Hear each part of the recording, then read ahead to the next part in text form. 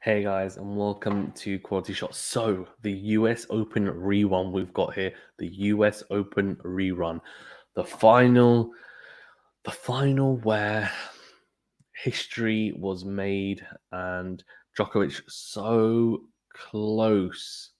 Djokovic was just so close to making sure that he just sealed the Grand Slam, winning all four tournaments. Medvedev stopped him in his tracks, winning in straight sets, and now we have a rematch on our hands at the Paris Masters here.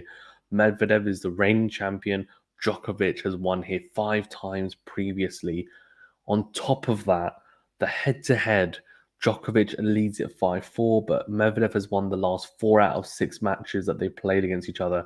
Medvedev has a chance to just settle the scores on the head-to-head, make it 5-all, and potentially then go on and get the better of the head-to-head here. And that's something that Djokovic, if you look at his head-to-head against Nadal, he's 2 up. I think it's around about 2018, if I'm not mistaken.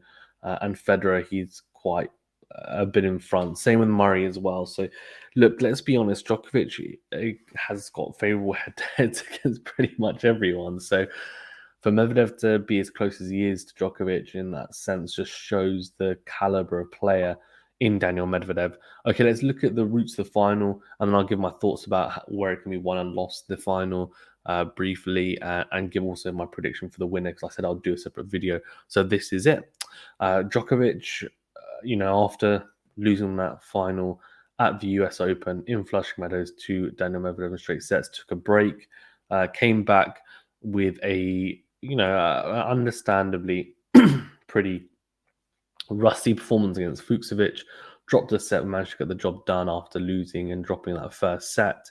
Monfils, had a 17-match winning streak against, wasn't able to play him in the end as Monfils had to pull out due to injury. I think it's a leg injury, actually. So shame there for Gael Monfils, and also for Novak Djokovic, because if it follows the same pattern, he then manages to get some value on being on court, some valuable time on court, and then also managing to potentially rack up some more confidence as well on his, road to finding his top level again. Because once you've been out a long time, it's fine, all well and good practicing, but there's nothing like match practice to get you up to being uh, extremely sharp, really, on court. And I don't think we've seen a Djokovic play at his top level so far in this tournament. But against Fritz, he looked a lot better, I thought. Although in saying that, there was still chances for Fritz to break. That could have gone either way, that match, if the big points were played better by Fritz. But this is where I think there's the golfing class between the players like Djokovic and also some of the other players, because Djokovic, Nadal, Federer, these big three, and the rest is how they manage the big points. And even if they're not playing particularly well, champions know how to win, and he is, of course, a champion. So he managed to get that done in straight sets. Hubert Hurkacz, I mean, this was a very tight match. Hurkacz taking the first set, thinking bagel in the second set by Djokovic, and the tiebreak in the third, where he was a break-up Djokovic and then managed to get broken back, and then a very tight tiebreak and edging it 7-5 Djokovic. So not ideal going into this match. Whereas with Medvedev, he's had a much clearer route. Ivashka, he's quite dangerous, beat him in straight sets. Then Korda, Korda is a very talented young player. We know that. Managed to drop a set there. Korda did beat Karatsev as well. So, look, there's no massive shame in losing that. Hugo Gaston, who had the crowd on his side, Medvedev being booed, didn't mind it, took it in straights in a nice encounter there, to be fair. And then Zverev, who just looked depleted of energy, honestly, managed to dispatch him 6-2, 6-2, which is a bit of a surprise. I thought would have been a closer match, but Medvedev just looks too good on hard courts for the rest of the crop, apart from Djokovic. So this will be a very interesting matchup in terms of where it can be won and lost. I think Medvedev does. I think we've already seen a blueprint of how Medvedev wins after that US Open win. I don't think Djokovic played that badly, and that he didn't play phenomenally. but he didn't play badly. I thought Medvedev just played very well. That contributed to Djokovic not playing particularly well. Medvedev clearly has to serve very well, as he did in the US Open final. He needs to be a bit more proactive, especially behind the serve and the 1+ shots.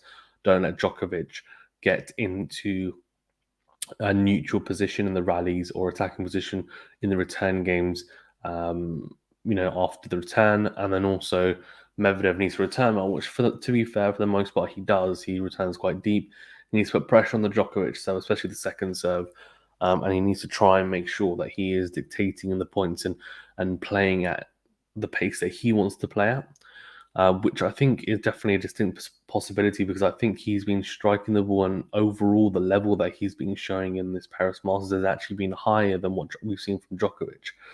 But in saying that, we know what Djokovic is about. So coming into the final, it's very likely that he's going to raise his level, be able to raise his level to, if not match, then potentially play better than Medvedev. But if we kind of take into account current form and also I guess current head-to-head as well, and recent history between the two, you'd actually favour Medvedev, which a lot of people might be surprised about. But I'm going to go with Medvedev in 3 sets. But I wouldn't be surprised if Djokovic wins. I think it's going to be a really exciting matchup. So I'm very much looking forward to it.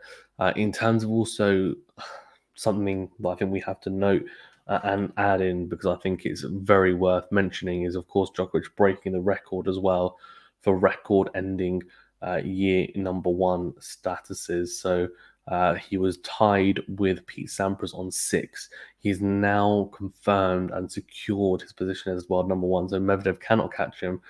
So now it's a 7th time, a 7th year that he's managed to do that. So how impressive is that? Novak Djokovic he's missed he's just missed a record breaker, isn't he? To be honest with you, we talk about obviously that all three, himself, Nadal, Federer, all breaking records, but this guy, to be honest with you, and I'm happy to say it, whether you think he is the GOAT or whether you think he's the best out of the three is, I think, up to you, and that's kind of up for interpretation depending on how you perceive it, whether it's just all stats based or there's other factors coming into it. But when you look at it from a purely numbers aspect, he is no doubt got the best numbers out of the three in most areas, and best, I think, the three in that. So he is an absolute machine, to be honest with you, Novak Djokovic, and he. Yeah, I mean, if Medvedev manages to win this, I think we're slowly starting to see what people, I think, has now become quite an infamous term, because it's been used probably over the years recently, and the big three have just defied it really, which is a change of guard. But I think, Father Time is inevitable, so these guys should be coming through at some point.